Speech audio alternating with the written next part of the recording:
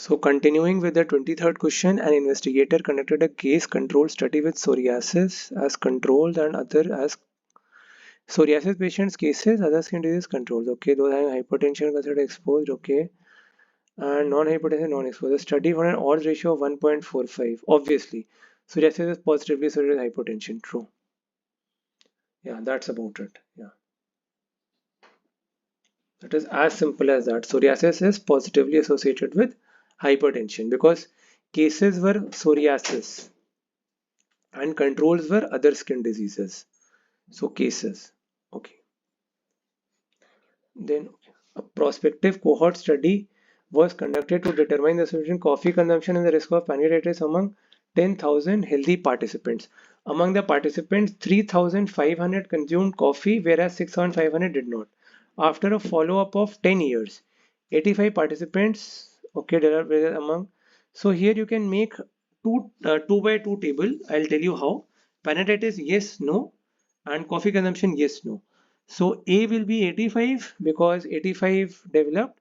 B will be 3,415, 3,500 minus 85. C will be 130, that is no, and 6,370 will be D. Total is 6,500. So A upon A plus B divided by C upon C plus D. 85 upon 3,500 divided by 130 upon 6,500. In the end, you will be getting a ratio of 17 by 14, which will lead you to the value of 1.21. Then all of the following elements of cohort study except it involves randomization. No, only randomized control trial involves randomization. Then limitation of case control study. Yes, it can introduce recall bias. People don't remember whether they had this problem or this. Incidents obviously cannot be. Selection is difficult. Can introduce attrition bias. No, attrition bias is due to dropouts. No one is dropping out of the study because this is obviously a retrospective study. So retrospective, go back in time and do it. If you go back in time and do it, it is obviously you go back in time and do a study.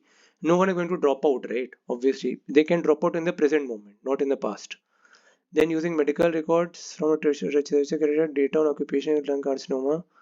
He classified the patient or industry of working as four other. Then got the frequency of carcinoma. Yeah, retrospective cohort. Yeah, right. Because this is going back between 2000 and 2010. He compared the frequency of lung carcinoma among the exposed and the unexposed. That is why. History of working. Okay, fine. Then a pediatrician recruited 120 children with Crohn's and matched their history of exclusive breastfeeding from mothers. Present first compared in disease and not. Yeah, this is a case control study, correct. 120 matched sibling controls. Okay, fine.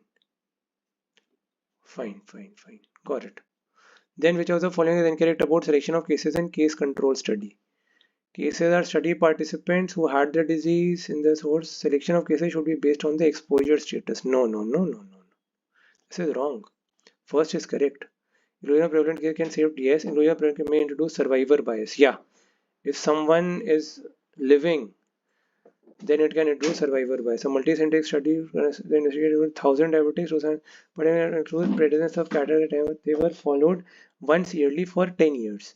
To document the development of cataract, the study found that the incidence of cataract among diabetics was more when compared to the non.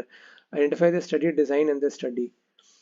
Cross-sectional study. This is a prospective cohort study because they recruited 1,000 and 2,500 diabetics and they were followed once yearly for 10 years. To document the study for incidence of cataract was more. This is a prospective because it did it in the present moment. Okay, bye.